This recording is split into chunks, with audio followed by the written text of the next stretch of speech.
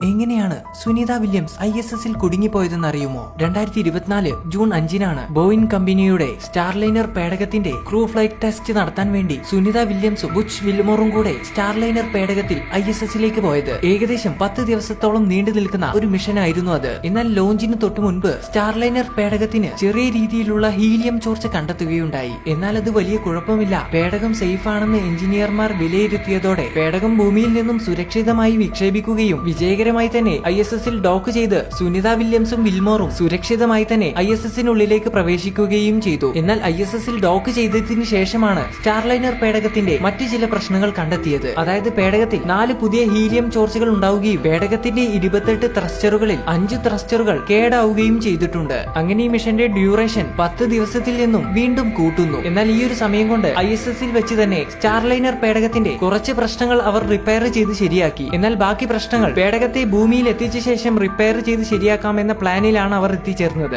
എന്നാൽ ഇത്തരമൊരു അവസ്ഥയിൽ സ്റ്റാർലൈനർ പേടകത്തിൽ അവരെ തിരിച്ചു ഭൂമിയിലേക്ക് കൊണ്ടുവരിക എന്നത് വളരെ റിസ്കി ആയിട്ടുള്ള ഒരു കാര്യമായതുകൊണ്ട് തന്നെ സുനിത വില്യംസിനോടും വിൽമോറിനോടും ISS-ൽ തന്നെ തുടരാനാണ് നാസ നിർദ്ദേശിച്ചത്. ശേഷം ആരുമില്ലാതെ തന്നെ സ്റ്റാർലൈനർ പേടകത്തെ ISS-ൽ നിന്നും സേഫായി ഭൂമിയിൽ എത്തിച്ചു. എന്നാൽ സുനിത വില്യംസും വിൽമോറും ഇങ്ങനെ ISS-ൽ തുടർന്നത് 286ഓളം ദിവസങ്ങളാണ്. എന്നാൽ ഈ ഒരു സമയത്തിനിടയിൽ പലതവണ സുനിത വില്യംസിനെയും വിൽമോറിനെയും ഭൂമിയിലേക്ക് കൊണ്ടുവരാനുള്ള പല മിഷനുകളും പ്ലാൻ ചെയ്തെങ്കിലും അവയൊന്നും നടപ്പാക്കാൻ സാധിച്ചില്ല. അങ്ങനെ ഫൈനലി 2025 മാർച്ച് 19-ന് ISS-ലെ മറ്റ് 2 റഷ്യൻ ആസ്ട്രോണറ്റ്സിന്റെ കൂടെ സുനിത വില്യംസും വിൽമോറും സ്പേസ് എക്സിന്റെ ഡ്രാഗൺ 9 എന്ന സ്പേസ് ക്രാഫ്റ്റിൽ തിരിച്ചു ഭൂമിയിലേക്ക് വരികയാണ് ചെയ്തത്.